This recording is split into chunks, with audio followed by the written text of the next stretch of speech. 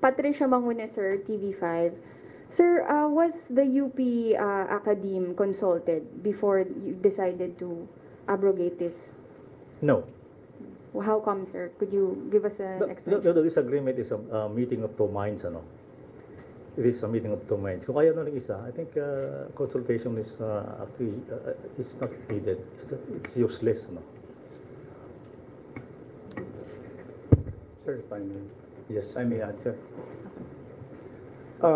The abrogation of the agreement by the Secretary of National Defense, even if he did that unilaterally, is not in violation of any provisions of contract or any agreement.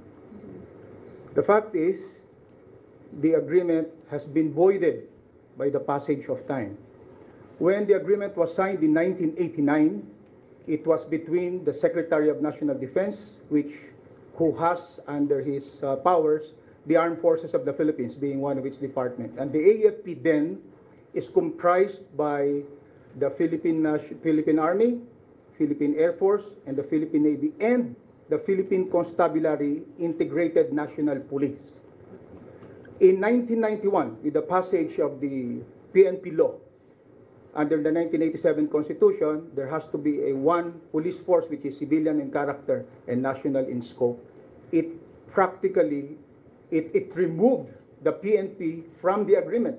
So therefore, this agreement is void insofar as the PNP is concerned, and there has been a substantial change in the parties to the contract.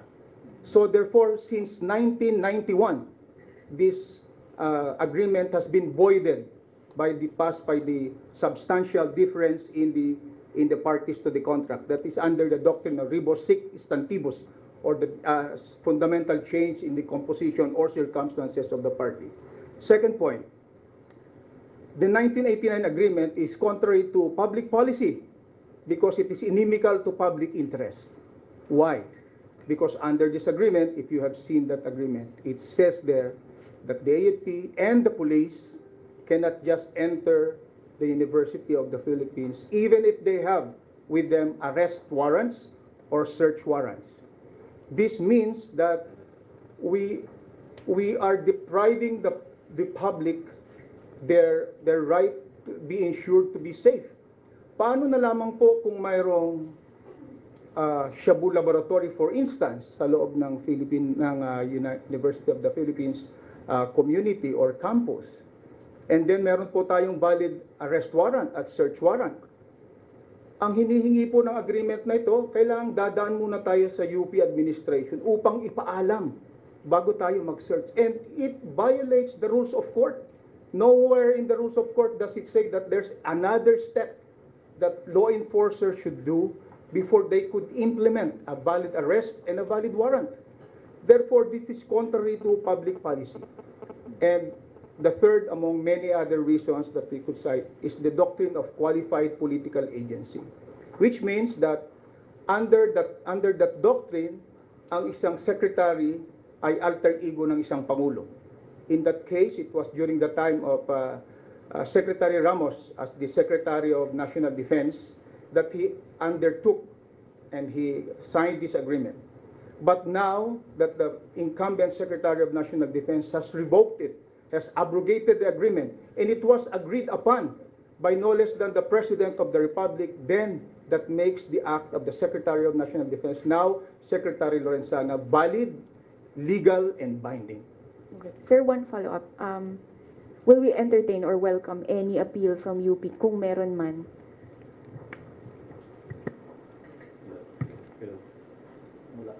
Yan, sir. Yes, I am open to dialogue with them. I appreciate the intercession of a lot of well-meaning people like the members of the Senate who passed a resolution for us to dialogue.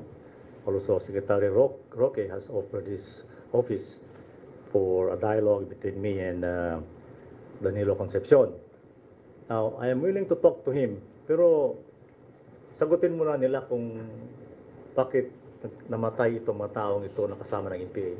These are all, this is a list of students of UP from all UP campuses na namatay during encounters with the armed forces.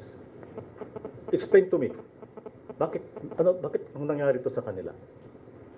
Why did they fail to protect these young kids in joining this organization and they get killed? As a parent, I really feel sad for these kids na mamatay sila ng ganito. So, explain nila yan. If they can explain that, we will talk. If not, then forget it. Thank you, sir. Thank you. Ms. Mangune would like to go next. Yes, please. Secretary, sir, good morning. Mark Makalalan po from DZWB.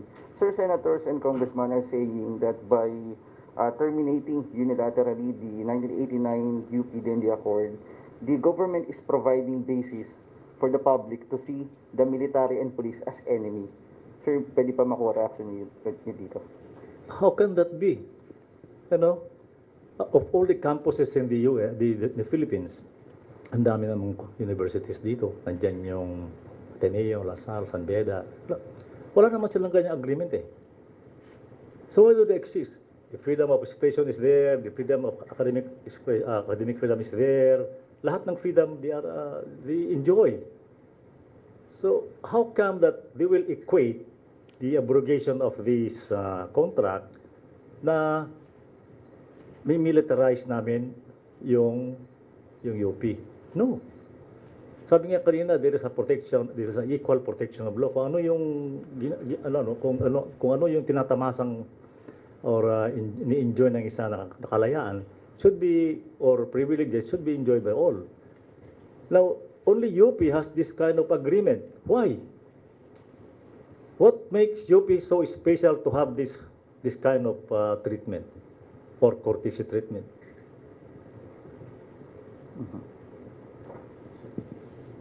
Sir, kung makapagdagdag lang ako.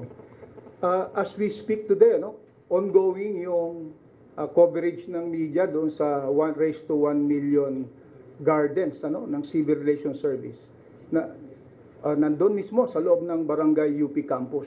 Ito ay pagpapatunay na ang armed forces ay hindi kalaban. Na ang armed forces pag pumapasok sa mga kampo sa mga eskwelahan, halimbawa ito na nga particular ang UP, ngayong araw na ito nangyayari, ay hindi ibig sabihin nun ay militarisasyon. Kung hindi kooperasyon, pagtutulungan sa pagitan ng inyong mga sundalo at ng mga mamamayan sa komunidad ng UP upang para sa kaunlaran, para sa pagsulong, hindi para sa militarisasyon.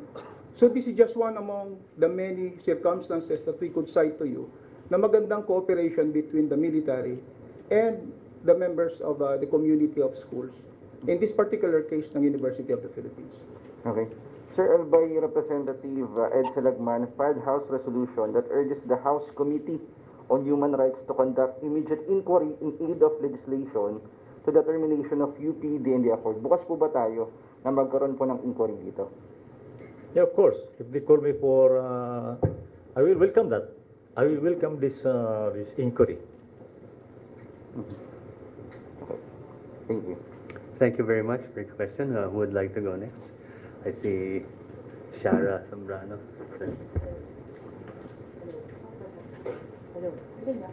Yeah, Hindi. I can hear you. Baka naka-off. Naka-on na. Sige. Nakasanto na lang, sir. Saksan mo na lang. Tanggalin mo yung face shield mo.